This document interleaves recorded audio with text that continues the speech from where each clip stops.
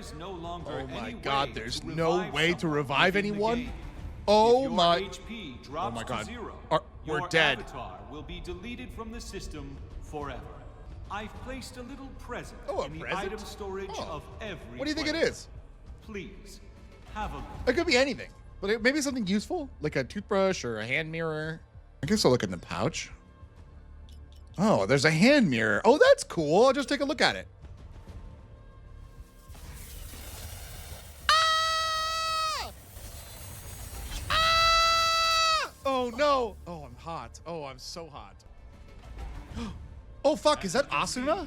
I have achieved my Oh, it's goal. Kirito! That's the guy that beats the game and saves us all! There's something special about this world, the world of Sword Art Online.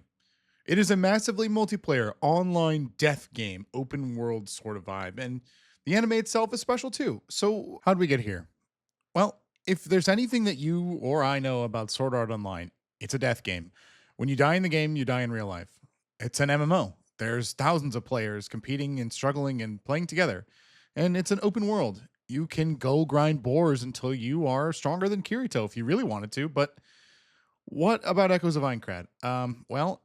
It's not an MMO. It's a single player game, and the death game is locked behind the Ultimate Edition, which is $90 instead of $70. And I guess you could beat the game if you want to play the death game, but then you've already beaten the game. And is it an open world? Well, yeah, sure, you could go anywhere, but as long as you're on a relevant quest, and there's also some areas that aren't possible to go to if you're not on the right quest. So actually, no, it's a single player, no death game unless you spend $90, and also not an open world. Yeah, I can see why people would be upset. Ah, shoot. Okay, well, case closed. The Sword Art Online game, it sucks. It's not Sword Art Online. It's not worth $70. It's not worth buying. But then, did you notice something interesting? Huh, and wait, here it is again too. These reviews left a negative review, and I do agree with a lot of their feedback for sure, but then put a bunch more playtime in, and I understand exactly where they're coming from, because at this point I've already played 40 hours as of making this video, and I had not seen the reviews until I formed my own opinion. But I super understand what they mean, because it's not Sword Art Online. It's just not. It's not an MMO. It's not a death game unless you pay the $90 instead of the $70, which I don't count, frankly. And it doesn't feel like what you expect the Sword Art Online open world area to feel like. But look at what you're seeing in front of you. This is a fun game, and I suspect that's the reason why those people ended up continuing to play and dump a bunch of hours in, because it feels like a fun JRPG, action JRPG, excuse me, that has a little Souls-like elements to it and some other kind of niche genre stuff. But fun is a word I would use to describe this game. And yeah, okay, I mean, there's gripes. Look, I mean, I've killed 50 boar bosses at this point, and I think there's only 2 floors in the game. I'm not 100% sure, but hey, I'm on hour 40, and I think I maybe got halfway there. So where does that leave us with Echoes of Aincrad? Well, it leaves us here. If you're curious and interested in the way that I am, endlessly curious about why this game is continuing to be fun, even though it missed all the Sword Art Online marks, I want to reveal something to you. What you're seeing right now is one of many fights in the demo. The demo took me 4 to 5 hours, because the demo is also stapled to the front of the main game. When you defeat the demo stuff, I believe you can port your stuff over, but it's a very long demo for what I think should be a pretty long game. Again, I'm halfway through it, like the 40-hour mark. I'm not sure about the full thing. The bright side is this. If you play the demo and you have fun, I think that you will like the game. The downside is this. The demo is pretty long, and you don't get into any of the Kirito or main sort of Sword Art story until the end of it. So I think if you're just looking for a quick verdict on what you should do, that's my 2 cents. Play the demo. If you like it, you'll like the game. Now, let me dive into some other stuff that I both enjoy and dislike. I think it's important we need to talk about, well, frankly, the pacing in the story. This is the character creator, and you do, in fact, get to make your own character in this game, despite the fact that it's not obvious.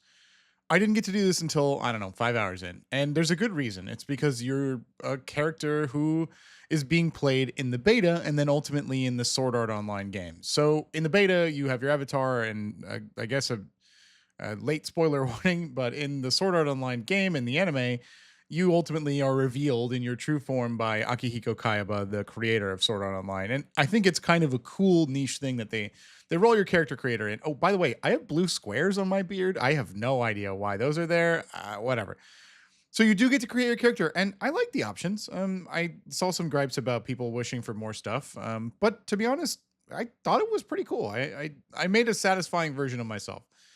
So don't get fooled. It's going to take 5 hours to. Oh, okay. It's going to take 5 hours to. I'm going to move on. Make a character. And then what you're seeing on screen took me about, God, I don't know, another 10. There's a complete level up system for your sword skills. And it makes perfect sense, right? It's Sword Art Online. Take a look at all this stuff I've already maxed out, which is sick. But you don't get access to it until you've hit level 10 in a particular weapon style, which is not advertised anywhere. And even there's a guy who you have to do a quest for in order to unlock this system. It's a side quest. It's not explained to you anywhere. So it's easily missable. And people came into chat all the time saying, hey, how the hell did you do this? Honestly, I don't think I can capture it better than the genuine reaction I had in the moment. Earthy jacket, sword skill left. What?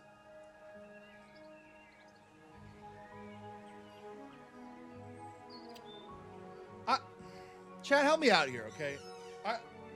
I was gonna make a video about this fucking game tomorrow about whether people should buy it or not. I've been playing for 20 hours, okay? I think around 20 hours. How the fuck have I not even gotten to the point where I can see sword skill leveling? That's like the game. Isn't this crazy? Like, this is some, like, unbelievable JRPG shit, no? The fact that there's, like, a thing where I can level up the sword skills the entire point of the game, and I haven't seen it in 20 hours of running around? Like, granted, I picked up every treasure chest in the universe. Granted. But even if you call it 10 hours? Isn't that nuts? Weird, wild, crazy.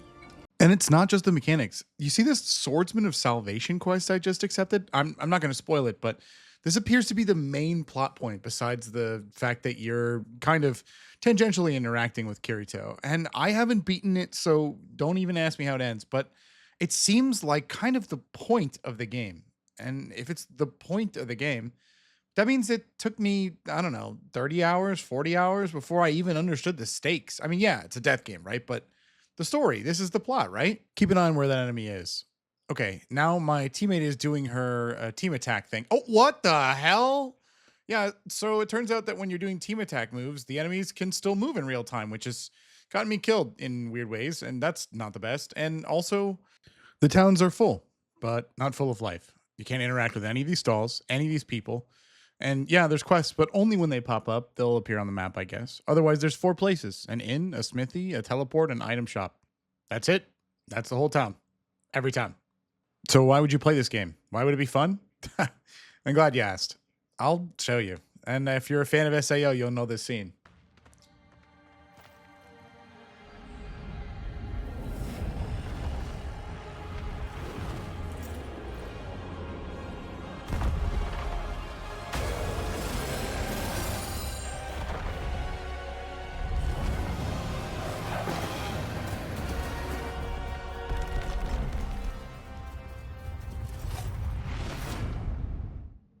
A cobalt type.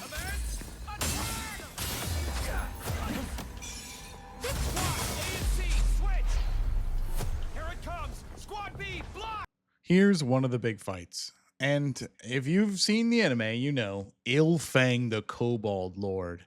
He's got a bit of a surprise to him. I'm on the raid team, and as an untested outsider, it's my job to hold back the ads. Yeah, I know, it's not glorious, and I'm not going to get the kill on the boss. But even what I'm doing here, you can see, is explosive combat. The enemies have different types, heavy, fast. They have their own sword skills, things to dodge, things to keep track of. And my party, Iori, is dangerously on the edge, but it looks like she just managed to use one of her crystals because I got her some space. The sword skills feel impactful when you use them, and they reward learning how to. Now, maybe don't look at my quest in the very hard game mode and think that that's what everything is going to look like, but the tag team attacks get you out of trouble. And honestly, to me, the combat has felt fun. I have enjoyed this. Besides the fact that I think the combat is good, it's not just these story encounters that are good. These level of elites and these level of, frankly, bosses can be found all over the world. And yeah, I mean, look, I've killed, I don't know, 15 kobold bosses or 15 bear bosses or 15 wolf bosses. I wish there was a little more diversity. It is still fun. As you're watching this combat, oh, wait, that's weird. Is that a Talwar? I don't know. As you're watching this combat, every time you kill someone, you do zoom in and there's like a vine boom noise and it changes your camera. I have gripes with that, but you know, like I said, not a perfect game. I do still find the fun in these moments where you just kick ass in what tastes like Sword Art Online, but is closer to more of a Japanese action role-playing game. Ooh. Damn! This is it. Our ads now? What you're seeing is what I think the most faithful representation of this game is. This is a random world boss. It just exists in like a little shrine that you can cleanse, and it appears in an arena and you fight it. This is a thing that you find when you explore 30 times in the game. It is the bread and butter of Sword Art Online Echoes of Aincrad. This is what it looks like into the, I guess, middle of the game when you gear up and fight for your life in Sword Art Online. If this is what you think looks fun, then I would say the game is probably for you. But either way, at this point, if you've stuck with me for 10 minutes, I offer you 2 pieces of advice. Do not expect it to be Sword Art Online, the death game MMO open world game, and play the demo first. I think that if you like the demo, you're guaranteed to like the game. It's the same thing after all. Get him out of...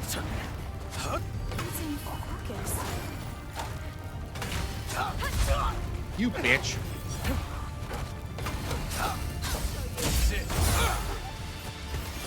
Thanks for watching. I'll let Kirito take this one out. Well, don't do anything rash out there. All right, that's Aura. Okay, Wait. that's cool. You're Kirito, right? Maybe.